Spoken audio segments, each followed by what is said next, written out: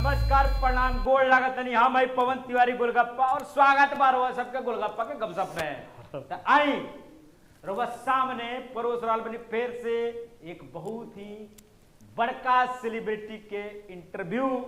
तो तनी सा भी देर मत करी कहे कि जेकर नाम और गाना सुन के हो जरा कान खड़ा जी वही हमार भोजपुरी के क्वीन अक्षरा जी। अरे तो जोरदार ताली बजाएं और स्वागत करिए हमार भोजपुरी क्वीन अक्षरा जी के।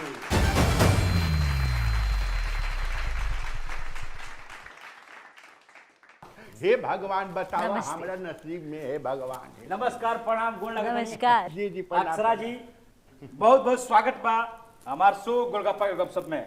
थैंक यू वेरी मच। तब बताई सबका हाल चाल बा सब ठीक बा? हाल चाल तो बड़ा बढ़िया बा एकदम।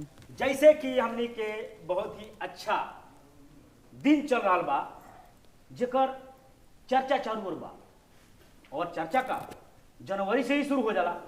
वो हमनी के बहुत ही बढ़िया त्योहार है जेकर नाम है खिचड़ी। हाँ हाँ और बहुत लोग के मकर संक्रांति कहला बाबा। हाँ मकर संक्रांति में दही चूड़ा खाई जरा नु। हाँ एकदम। हाँ हाँ हाँ का तो हम चाहते नहीं कि सबसे पहले जे भोजपुरी क्वीन मुंबई रहने वहां के जान तरी कि ना हमने के टेबल पे का रखल बा। सबसे पहले पूछा तनी कि बताएं कि हमने के टेबल पर जो धइल बा के का कहल जाला? चूड़ा, गुड़ और तिलकुट। अरे यानी कि बाबा बात तब आवे हाँ हाँ कि भोजपुरी क्वीन मानी और दूसरा का बात कि भोजपुरी के सारा चीज भुलाए नहीं थी। ना ना ना तिलकुट, गुड़ और मीठा भी कहल जाला। हाँ और चूड़ा बाकी ना हाँ का बाकी यहाँ के भोजपुरी क्वीन है बात बाकी ना। हाँ हाँ हाँ काहे नाम पूछिए वो सवाल यहाँ से ये जनता भी जाने चाहता हाँ हाँ कि ये बताई कि रवा भोजपुरी क्वीन के शुरुआत जी बचपन से भइल यार वह माइंड में पहले से चलत रहे कि हमारा भोजपुरी क्वीन बने के आगे चल के तरह अपन जर्नी बताई यानी कि स्टार्टिंग बताई शुरुआत बताई केंगा केंगा ये और दौर चलल आ केंगा केंगा रवा भोजपुरी के आज क्वीन बनी। सबसे पहले तो आपके माध्यम से जितने दर्शकगण देख रहे हैं उनको मेरे तरफ से मकर संक्रांति की ढेरों शुभकामनाएं और प्रणाम। बचपन से ही कला के प्रति रुचि रही। चूँकि मम्मी पापा थिएटर से थे तो मेरा बैकग्राउंड ही वो है और एक तरीके से कह सकते हैं मेरे खून में ही था। बबी एगो बात कही कहीं अब मान ला हिंदी में तो बोलते बारू तनी भोजपुरी में बोलबू तो रस चुए लगे एकदम एकदम और खिचड़ी में और ही मजा आ जाए। हाँ हाँ तब तो भोजपुरी इंडस्ट्री खातिर तक कबो ना सोचनी चाहे फिल्म इंडस्ट्री खातिर बचपन से कबो ना रहे कि हम बड़ होकर हीरोइन बनब जी बाकी रुचि रहे और एक तरीके से कह सकते हैं कि शायद किस्मत में था किस्मत में हीरोइन बनना। ई बात तो सही बात। हम हूँ बॉम्बे गई रहनी हीरो बने देखा फूल बेचत तनी हमरा किस्मत में ना रहे आओ देखो भाग सबके देखे नहीं है हम तो देख ही ले आज इहो के भाग देखे के बाद देखब इंतजार करी। हाँ हाँ तो रउआ हिंदी जगत में भी शेरनी के नाम से झंडा गड़नी हाँ और बहुत बड़का शो बिग बॉस में गई नी और भोजपुरी के सर ऊंचा भई। हाँ हाँ तो हम चाहता नहीं भोजपुरी के तरफ से रुआ ज्यादा बड़का मुकाम मिलल ए बेरा रुआ जो चीज हासिल कर बनी बड़ बड़ हीरोइन लोग हासिल ना कल। तो ये बताएं कि ई जोन हिंदी में भी गई रुआ इनमें का कहानी बा कि रुआ बिग बॉस में गई थी का कहानी बा?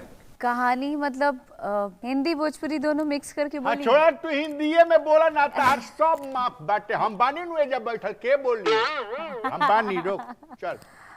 तो ये सफ़र तब शुरू हुआ जब बहुत ज़्यादा फिल्में हुई और मतलब एक छोटा मोटा नाम जो भी हासिल कर पाई फिल्मों के माध्यम से भोजपुरी के माध्यम से गाना गाया गाने से भी बहुत फेम मिला और दर्शक बढ़ते गए। तब जाकर मुझे बिग बॉस का ऑफ़र आया और मुझे लगा क्यों नहीं किया जाए बिकॉज़ आज मैं इंडस्ट्री में जो भी कर रही हूँ मेरे पेरेंट्स का बहुत बड़ा योगदान है जिसकी वजह से आज खड़ी हूँ कर रही हूँ अपना काम। तो पापा ने बोला कि हाँ आई थिंक कि तुमको करना चाहिए। तो मैंने बोला ठीक है करना चाहिए क्योंकि बिग बॉस के घर से बहुत डर लगता है कि अंदर जाकर क्या हो जाए, वही लड़ाई झगड़ा मारपीट गाली गलौज, तो डर लगता था। लेकिन फिर पापा की हिम्मत से मैंने बोला चलिए बिग बॉस ट्राई करते हैं, और फिर गई और अपनी भाषा अपनी पहचान वही लेकर गई थी और वही लेकर आई भी। अच्छा बबनी, एगो बात पूछी। जी हऊ जौन बसवा वाला होला टीबिया पर, जी। उ टीबिया पर झगड़वा काहे इतना करेले से हो?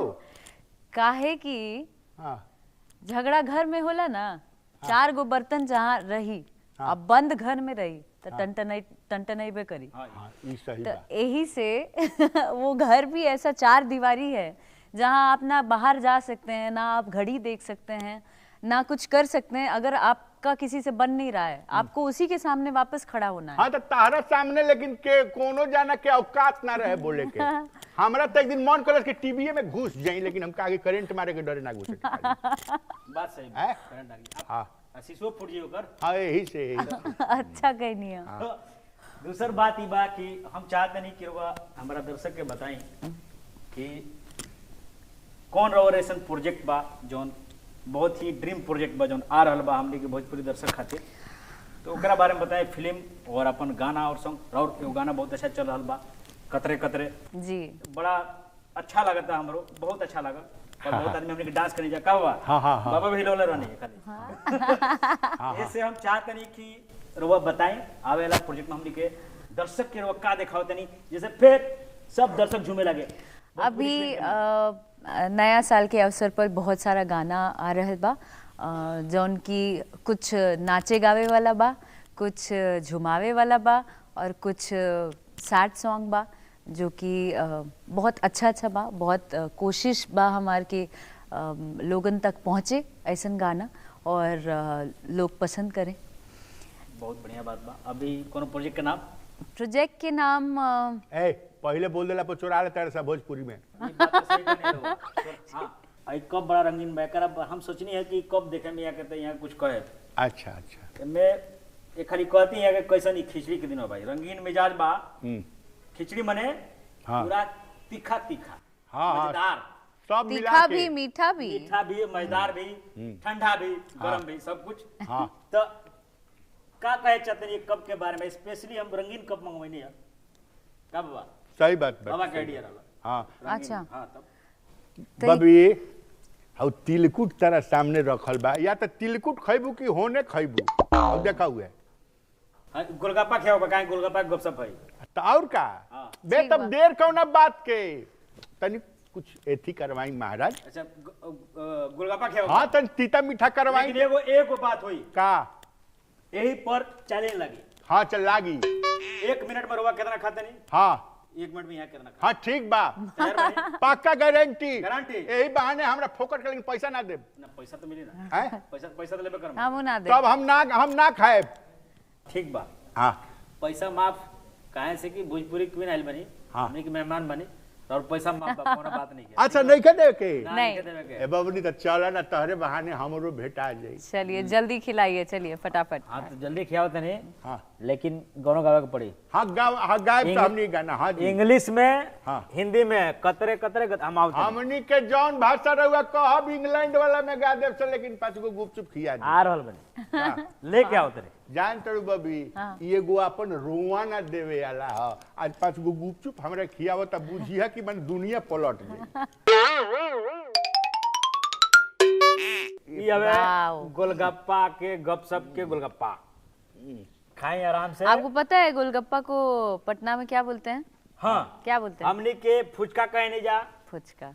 पानी पूरी कहे नहीं जा, सब ए बाबा। फोकचा, हाँ। फुचका, गुपचुप हाँ। है। हाँ। गोलगप्पा हाँ गोलगप्पा, पानी और पूरी, पानी पूरी, पानी पूरी, पानी बतासा। पहले खियाओ तो 5 गो। हाँ 1 मिनट ये गाना भाई, हाँ हाँ पहले देखा तो नहीं कि 1 मिनट में कितना खाते नहीं। हैं? हाँ तो घड़ी आपके देखे बिना पड़ी। बोले घड़ी हम देखा उठा पड़ी, मोबाइल घड़ी चाहिए हमरा। तो मोबाइल मैं- घड़ी चाहिए। हाँ, हैं? मोबाइल चाहिए। मोबाइल चाहिए। हम तो उठा ही रउआ लेते हैं। अंदाजे मारी ना, अंदाजे ठीक बा पर चलिए, मारी ना। 60 सेकेंड बाबूजी। हाथ से, अंगुली से। हाँ। हैं? एक एक स्टार्ट सेकंड, होता अब। 1 सेकंड पहले रखे हाँ। तो देबा बढ़ दे। और अभी स्टार्ट आप- करिए, चलिए हाँ। 1 2 3। 1 हाँ 2 हाँ 3 हाँ अब 10 ले बच जाइए। 3 हो गए। 3 शुरू। शुरू। 1 2 3 4 सेकंड चला था। अरे सड़क गई कारी। 6 7 अरे बाप रे बाप, दम बार हुआ मैं, अरे ए महाराज फिल्म का तो पूरा खा जाए का महाराज। कितना देर भइल अभी कहाँ 60 सेकंड ना बोलता मार गई कितना। खाई खाई खाई जल्दी, फ्री का है। फ्री के दाना हका का खाना। मुंह जाए बाकी खाए काहे कि एगो रोवा अपन ना देवे जाई। भगवान कहाँ से कहाँ कोई दिन फ्री में खाए गया तो पूरा लॉस हो जाए हमारे दादा। आ गनवा के गई आ एक बार पूरा पने पी गई महाराज, पूरा पने पी गई। बिये के नहीं खाए। ये मारे तो अच्छा बोले मुझे नहीं लिए नहीं है। 1 मिनट होल का बबी। हाँ हो गया। प्रणाम ही कहाँ से कुफुत आ गए सर। नमस्कार नमस्कार अरे नमस्कार यहाँ लोग से मिली रोआ, नमस्कार। यहाँ लोग से मिली, यहाँ के है साण बाबा। हाँ भाई साण बाबा। वहाँ के हो लोग देख के कहला मुँहना मुझौसा, वहाँ कहीं मौगा मौसा नाम हो वहाँ के हमार माला नाम कहीं। हो। हमने के एगो देसी खेल लेके आइल बानी जा। अच्छा और वो तो बचपन में खेलते हो कम। हां तो आज गोटी गोटी खेलल जाओ। हाँ कहे ना। हां तो ए मौका भाई हटावे दो। अतनी हटाव। अरे का मर्द तने बीचे में आका गोटी गोटी खेल लगला, कितना बढ़िया इंटरव्यू होत रहला मर्द। बाबा खींच दिए उठा के दावे को पड़ी हमारा बाबा देख ले नहीं कितना मेहनत हो गई। रोवा चल आउ खाइब का ए महाराज ना छोड़ दे हम खा लेम। अरे सब खत्म हो जीवरा गोगा। हां फ्री के दाना एक हमरा खाना। अरे रख ला। ये चला रखो रउआ भाई, सुन लगाड़िया चालू करी। जी। ओह नो अरे बैठ खेलम कैसे अब यहाँ अरे बैठिए। खेलम ना तू कहब जे करम शुरू कर जा। अब मौगवा के तो देखा था नीनू। हां वो तो माने हमरा आग लाग जाता है ये बुझ जा। गोर लागत तनी अब का खुश करे। ना रह, खुश रह। बाबा मौगे तो बा। सर हाथ में आलू लपटा कहाँ से आ लिया। गई। बाबा अच्छा ये खेलने हाँ, का जो तरीका है जी जी हम वो बताओ। ऐसे नहीं है, हम आपको बताते हैं। आप क्या हमको बताइएगा। ये लीजिए, ऐसे छितराया ना, ठीक है। आप ये उठाए ला ओह नो ला सब हैकर वजह से बैठा सब याद है नो। हाँ डिस्टर्ब हो जाता आदमी। आराम से। बगल में जब ले बैठा रही तार बैलेंस बिगाड़ दी। बैलेंस बिगाड़ दिए। बाबा नाखून के कारण पकड़ात नहीं के। अच्छा अच्छा 1 मिनट तू से रखी। तू खेला आ गई। हमारी जे नाखून शेरनी शेरनी वाला जो नाखून बा शेरनी वाला शेरनी ही ये है। सब दिक्कत। वाला वो बात गलत बा। हाय हां वाह ना, वाह वाह वाह। ए हम कुछो नहीं की कइले बाबा हम कुछो नहीं की कइले खेली का बोले नाम है हमरा दिमाग खराब हो। ये आप खेलिए, चलिए।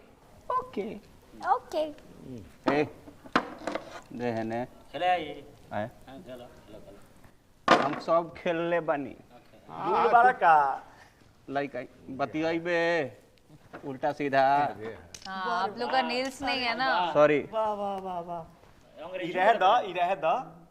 अंग्रेजी बोलो अंग्रेजी। अरे अंगठात कैसे अरे बैठा मौगा अरे वाह। हो गइल। अब कतना कर दिन भर खेलबो काई मां। तोरे ला लेनी है का। तते खेल हम तो खेल लेनी है अब। हमू पास वाली। हम तो देसी खेल। चला ई तो एगो हो गइल बहुत बढ़िया है। ई बहुत सुंदर हाँ, तो देखो ई क्रिकेट हमनी खेले के के। पारंपरिक सब खेल है। हां बचपन में सब लोग खेलले बाटे हां तब का है ना। ये बात एकदम ई बाटे कित बाटे। आ सबसे बड़का बात इमे सबसे बड़का का बात बा हाँ कि जनता भी देख रहल बा हाँ हाँ कि भाई जन भोजपुरी क्वीन हाँ आज तक गोटी खेले के तरीका भी ना भूलेनी। ना ना ई छोट बात बा। ना अरे हैं?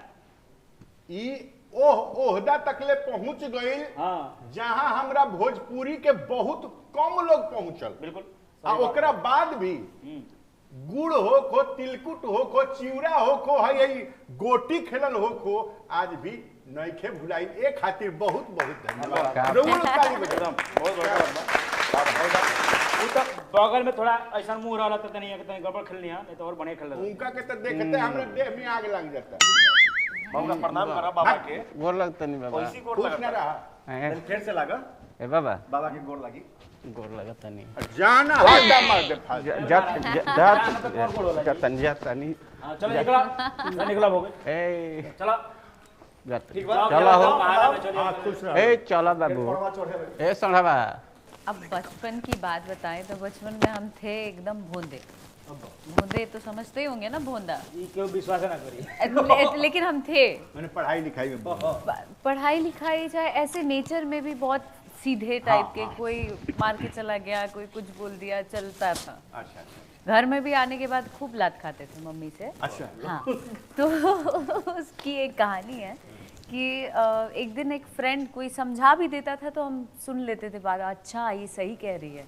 तो एक दोस्त ने हमको बोला कि ये नाखून ऐसे रगड़ते हैं ना, तो उस समय आया था रामदेव बाबा तो खूब सुपर हिट, तो ऐसे रगड़ने से बाल के लिए और बुद्धि के लिए बोला जाता था। लेकिन स्कूल में जो लड़की थी हमारे, उसने हमको बोला कि ऐसे करने से जो तुम्हारी इच्छा है वो पूरी हो जाएगी, तुम जो चाहोगी वो पूरा हो जाएगा, 5 मिनट तक करके देखो ना। तो हम बोले कि जब हम आते हैं स्कूल तो हर क्लास में किसी ना किसी बहाने से हम थुरा ही जाते हैं, तो अब इसका क्या उपाय है। तो मेरा दिमाग वहाँ काम करने लगा कि अच्छा हम टीवी में देखे थे कि फोटो लटका हुआ था, उससे माला ये था, तो अगर वो फोटो में चली जाएगी मैडम तो हम बच जाएंगे, हम मार नहीं खाएंगे।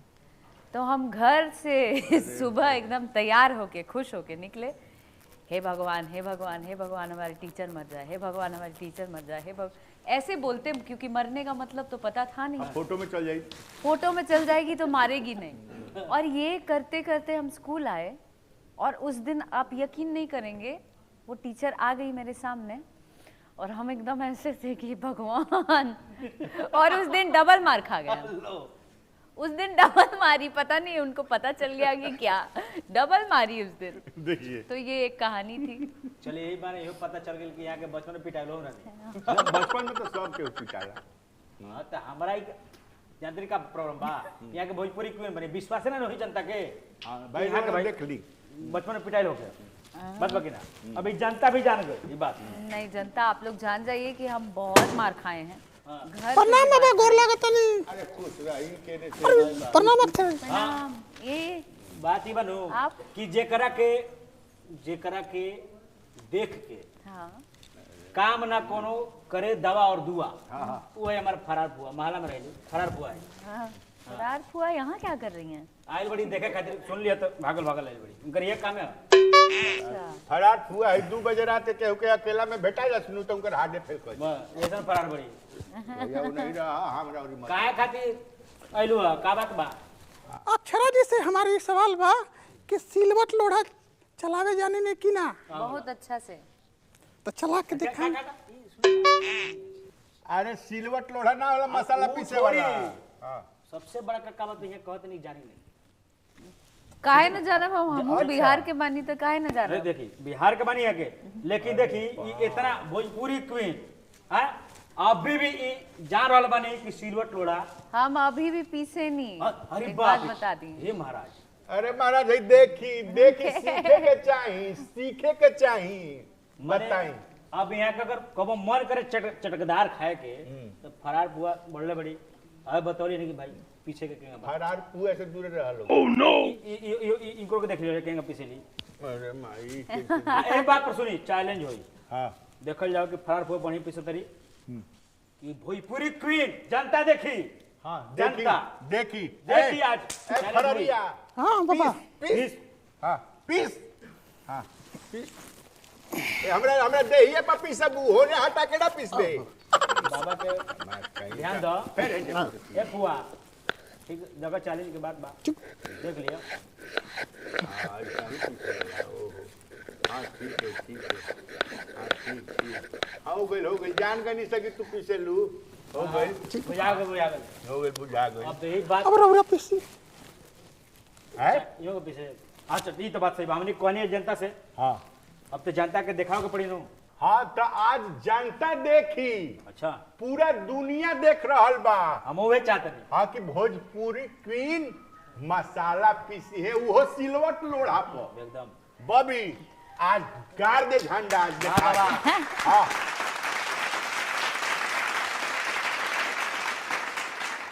देखी है, देखी देखी, वाह वाह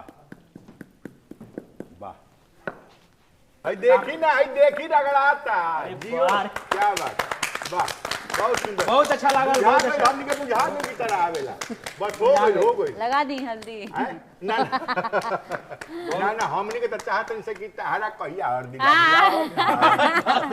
यो बात सही आओ। कही, यो जनता जाने चाहिए। हां अरे ठीक नो? ना ना बढ़िया बात, सब हरदी लागू सबके प्रणाम, अच्छा अच्छा बा। जी। प्रणाम। हाँ बोलो।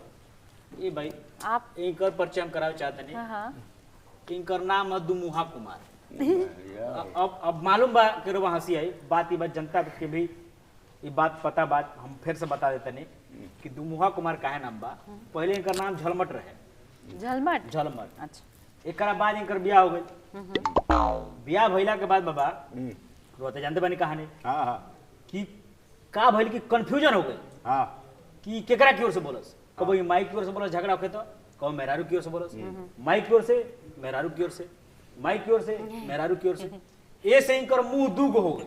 मैं दुविधा में दोनों गए, माया मिले न रहा। हाँ, ऐसे इनकर नाम हो गल दुमुहा कुमार। कुमार हां अब अइला सुनलान कि आइल बनी तनी मिल ली हम। ना बढ़िया। अरे भाई अब परिचय हो गए नु, जब लगा तब महला में चले वालो यार, ठीक बा परिचय हो गए। हाँ मैम से अब जा घर जाने तो तार मेहरारू कुट दिया जरा के, ठीक बा। आज जा तर बाबा फरारियों के ले जा। हाँ हाँ हाँ हम लेके जाते ले जा मर्द, ले जाओ। चलो रउआ देखे में छी, हां ठीक बा नु। हाँ। लेकिन दक्षिणा ना मिली, यंगारवा गोलगप्पा का पैसा ना दे रही वहां दक्षिणा हमें ना मिली। ना ले काजी दक्षिणा। हाँ ना बिल्कुल, ले बात दक्षिणा। बराबर। नानू हां बाद में मांगे मत हमारे से। अरे बबी देखी तार तनी हंसते देखा तनी तार हम देख ली। जनता भी देखी कि यहाँ के भाग में का लिखल बा। बाबा देखत नहीं लिफिंटिस बाबा। लड़का तो तोरा भाग में बहुत अच्छा लड़का मिली रे, बियाह बड़ा सुंदर होई। अरे खाए के फिर बनाए नहीं। ए हट, आज जान तोड़ी बबी हाँ। तार किस्मत बहुत तगड़ा है, अभी तो एकदम माने ब्लास्ट होके वाला बा। अनु ब्लास्ट माने बहुत और ऊपर बॉम्ब जाए के ब्लास्ट बा। ना हो जाए। बम ब्लास्ट ना, बहुत अच्छा होके वाला बा है, लेकिन एक को खाली हई रेखा गड़बड़ावता। हाँ हाँ का गड़बड़ बा भाई? ई तो कहता कि तेरा मौत के कुआं में जाए। हाँ तो अक्षरा जी, ई भूत बाबा के सवाल बा कि सुनले बानी कि रवा केहू से डेरानी ना, काहे?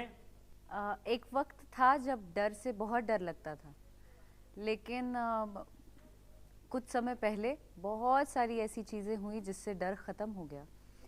और कहते हैं ना, इंसान के पास दो रास्ता होता है, या तो डर से आप लड़ें, उसका सामना करें और आगे बढ़ें, या तो आप डर से डर के भाग जाएं और गिव अप कर दें। तो मैंने वो पहला वाला रास्ता चुना और लड़ी, अपने लिए स्टैंड ली, मेहनत की और अपना नाम बनाई। डर का एग्जाम्पल एक लड़की के लिए क्या हो सकता है? शायद उसकी इज्जत, शायद ओवर टॉर्चर जिसको कह सकते हैं, तो और तीसरा कि आपका काम छिन जाए। तो मैंने उस सारे फेज़ को पार किया है। एक समय, एक वक्त ऐसा भी रहा है जब मेरे पास काम नहीं रहा है। इज्जत की अगर बात करें तो 10 तरीके से 10 लोग बातें करते थे, इज्जत उछालते थे, चाहे वो मीडिया में हो, चाहे ट्रोलिंग हो। बहुत सारी चीज़ों को पार किया है जहाँ पर मॉर्फ कर कर के मेरे फ़ोटोज़ लगा दिए जाते थे, न्यूड फ़ोटोज़ बनाकर, कि ये तो अक्षरा सिंह का है, ये तो अक्षरा सिंह का ये वीडियो है, तो MMS है, तो ये है, वो है। तो ये सारे फेज़, चाहे कई बार गोली भी चलाई गई है, कई सारे ऐसे फेज़ आए हैं जहाँ मारने की भी कोशिश की गई है। उन सारी चीज़ों को पार करके आज मैं यहाँ पर हूँ।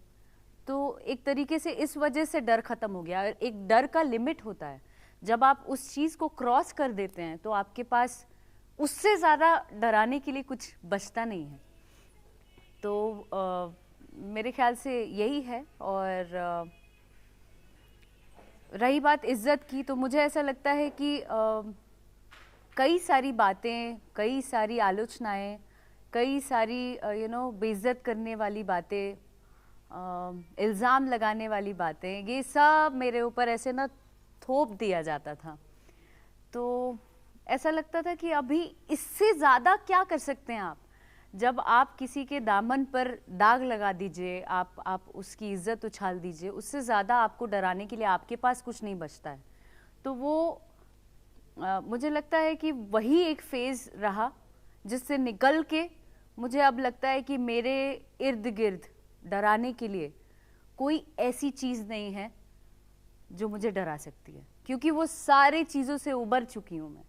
अब सिर्फ मुझे ऐसा लगता है कि मौत, अब शायद मरना ही बाकी है, तो मरने से भी डर नहीं लगता है। मैं सारे फेज से निकल चुकी हूँ। भूत बाबा के दूसर का सवाल बा कि राउर नाम पास्ट में पवन सिंह से जुड़ाई रहे, तो ये बारे में का कहम रुआ? ये कौन है? हम तो जानते भी नहीं। रुआ नहीं जाना। हमारा तीसरा सवाल है, सवाल ये बवे कि बहुत लोग कहता कि जब जे आदमी रोवा जिंदगी से हट गए, वो जब अक्षरा जी के ना बोल तो केहू के ना होई। अब ये पास्ट की बात जहाँ तक कर रहे हैं, उसका नाम सुनते ही दिन खराब हो जाता है, तो काहे खाती हम अपन दिन खराब करब और रहुआ लोग के भी दिन खराब करब। यही से वो टॉपिक पे बात करके वक्त जाया ना करब, ये ज्यादा अच्छा हुई। ठीक बा। भूत बाबा के सबसे अंतिम सवाल बा रउआ से ई बताई कि अभी रउआ भोजपुरी क्वीन बानी, सब केहू कहता है भोजपुरी क्वीन, का रउआ घमंड बा बात के?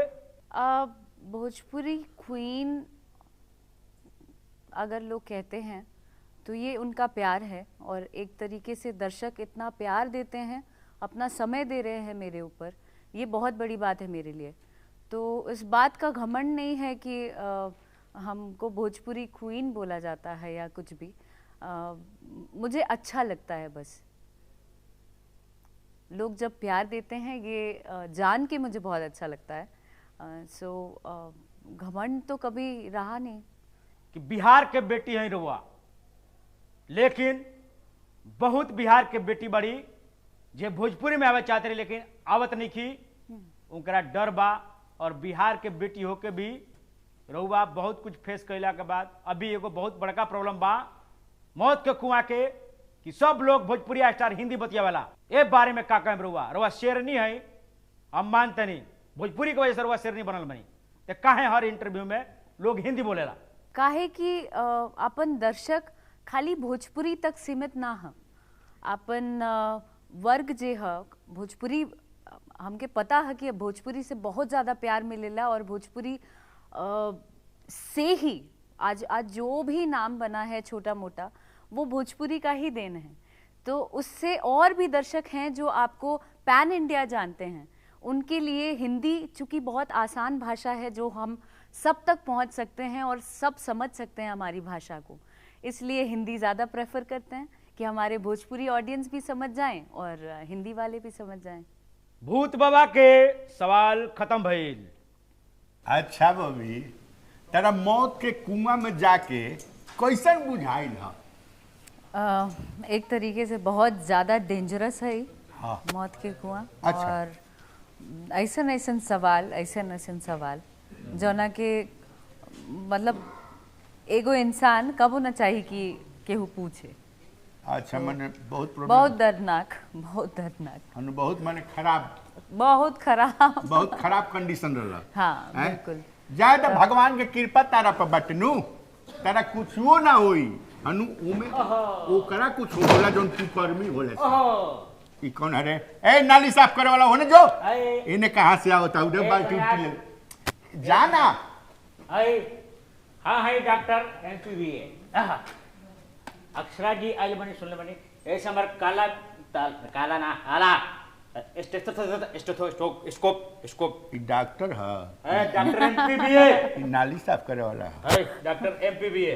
कौन? एमपीबीए। अच्छा, ई का होला एमपीबीए? डॉक्टर मारला पर बदले डॉक्टर मारला के बाद बदले आगे का करी? हमार पूरा खानदान बहुत बड़ा डिग्रीधारी है। हाँ। एक बात, हम भोजपुरिया डॉक्टर हैं। अच्छा, और भोजपुरी में हम डॉक्टरी पढ़ने बनी। भोजपुरी में डॉक्टरी? भोजपुरी डॉक्टरी। और एक बात, भोजपुरिया इंजेक्शन ये हमारा एक्सपेरिमेंट है। अपने ना दवाइया पहले कॉलेज में के बड़ा अरे भाई ये बहुत बड़का कहानी बा। हमार पूरा खानदान बहुत बड़का बड़का लोग के इलाज के लिए बा। अच्छा। ठीक रहा। एक्चुअली का भइल कि जब शाहरुख खान है ओकर नाम ना है भोजपुरी में, हाँ भोजपुरी में नाम बताओ तनी। हाँ हम केकरा ठीक कर बताई। केकरा के सबसे पहले तो रोग ठीक कर देनी है भाई। हाँ अपना के ठीक करे ना के लिए बड़ा 8 घंटा। एक बात बा हाँ हाँ। अरे बाप रे बाप, नमस्कार प्रणाम गोड़ लागत नहीं। हमारे लगे एगो बहुत बढ़िया टैबलेट बा। यहाँ के गाना देख के अच्छा वो हमारा एक्सपेरिमेंट था। हाँ कौन चीज का हाँ जी कतरे कतरे कतरे कतरे गाना रहे ना हाँ हमारा लगे बा देख केनवा का है ई है कतरे कतरे टैबलेट। देखी वो कतरे कतरे में दर्द रहे ना कतरे कतरे खाए कतरे कतरे के दर्द खत्म हो जाए। इतना बड़ टैबलेट टैबलेट माने ई बैलो ना खा सके हैं ना तो काट काट के खाए हैं काट काट के। बुझाता कि शरीफा दे तड़ा काट कर ओ ले बक ना, अरे अरे अक्षरा जी गोड़ लागते प्रणाम गोड़ लागते प्रणाम। बार बार गोड़ लागते निकलते मालूम कहाँ है। का है हम बहुत बड़ा डिग्रीधारी हैं। हनु भोजपुरी क्वीन के देख के हाँ हाँ एकदम हमार माथा एकदम ठीक हो गइल बा अच्छा पूरा। अबे जौन बा जल्दी से एंगे ना जन ना का करब का पहले हम गाना प्राण सुनब। लेब गाना सुनब गाना हैं वो कतरे कतरे कौन गाना सुनब कतरे कतरे। अच्छा रुक जा हाँ जानता नहीं एको गो कुफुत है दुनिया में 12 सब कुफत नहीं। हैं? हम अपना अपना गांव में मेडिकल के लिए बने गांव में। इनके गांव में मेडिकल कॉलेज भाई मेडिकल के लिए हाँ बड़े। भोजपुरिया मेडिकल कॉलेज। अच्छा हाँ हनु वो में हम गए नहीं तो हम देखते ही हाँ जैसे देखनी कॉलेज हाँ हम जेएमडी गए नहीं। जेएमडी का होला बाबू जय माता दी। हाँ बहुत सुंदर जय भगवान हाँ पहले गाना गाइए गाना भाई हैं गाना गाइए तब हाँ ठीक बात नहीं तो कौन एक- गाना कौन गाना कतरे कतरे कतरे कतरे बढ़िया वाला स्टाइल में। ऐसे ऐसे था क्या? अरे कतरे कतरे है तो कतरे कतरे निकला था। अथी आगरा उगरा कब हो दर्शन भइल बा ने आप कराना पहले गाना हाँ ठीक हो बाद में गाना तो भोजपुरिया से भोजपुरिया ना इंजेक्शन ठीक देने बा से। बाबू ठीक बा, ए ठीक बाबू, बा, हाँ। तब का करबू तने सुना देना तो जान तो देखते बाड़ू ठीक बा। तो हम ए शर्त पे गाई हाँ। कि रउआ सब रउआ दोनों के भी गावे के हाँ पड़ी। हम हूँ गायब ठीक है हाँ। ठीक बा। तो पहले हम एक लाइन गाई हाँ। फिर आप गाई फिर दूसरी लाइन गाई हाँ। फिर आप गाई। हाँ ठीक बा ओके हाँ ठीक बा। जवानी मोर गतर गतरे हटाए बाबू खतरे खतरे कत्ल कर बावेला हो कमरिया पतहर पतरे जवानी मोर गतरे गतरे हटाए बाबू खतरे खतरे कत्ल कर बावेला हो कमरिया पतरे पतरे कमरिया पतरे पतरे हे कमरिया पतरे पतरे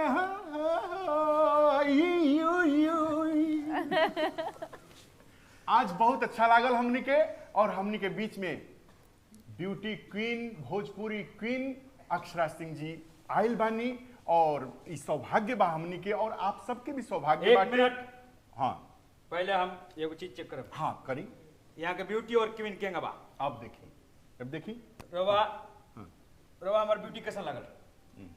अरे भाई राउर ब्यूटी हे, एक नंबर बा। तो यहाँ के ब्यूटी ठीक बा हैं? हाँ ब्यूटी ठीक बा हाँ चेक हो गई। हाँ आप बताइए जितना जनता बने सबके बा हाँ ये में सबसे बड़का क्वीन के बा सबसे बड़का क्वीन अक्षरा जी यहाँ के क्वीन ठीक बा। हाँ अब हम पता लगा हम इलाज करें नहीं हाँ अब हम फिर आए जब ये का हेलो अरे जाना जिंदा बाँचब से तब नु भेंट हुई आए भाई तारा लेखा आदमी आधा घंटा ऐसे ठहर जाऊ नु तो खड़े हमने गिर जाए से कुल क्वीन खत्म है बुझा ना हमारी हैं? जरूर है। हाँ जा ना जा आए जा भाई। जा ना जा अरे बाप रे बाप आफत कर देता देख लू ना ओकर इंजेक्शन देख लू हाथ मार जवानी खतरे खतरे अरे हट खतरे खतरे रे जो बुझनी आज ई बड़ा सौभाग्य हमनी के रहल और फिर जौन बाटे अगला एपिसोड में और आगे फिर हमनी के मुलाकात हुई तब तक खातिर अक्षरा जी के नमस्कार और आप सबके भी नमस्कार। नमस्कार।